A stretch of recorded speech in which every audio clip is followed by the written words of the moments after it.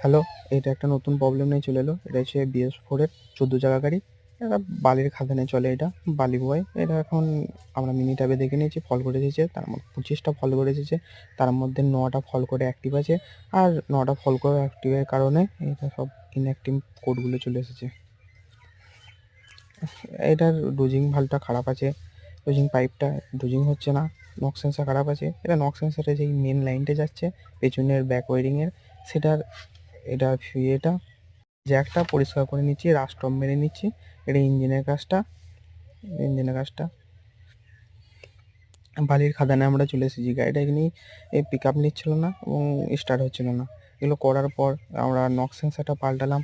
Knock sensor পাল্টানোর পর DF থেকে যেই ডোজিংয়ের যে পাইপটা থাকে ওইটা পাল্টালাম। এটা দেখে নতুন আমাদের কাছে টাটার একদম নক সেন্সরটা, এটা পুরনো খারাপ হওয়া নক সেন্সরটা। গাড়িটা তারপরেই স্টার্ট হয়ে যায়।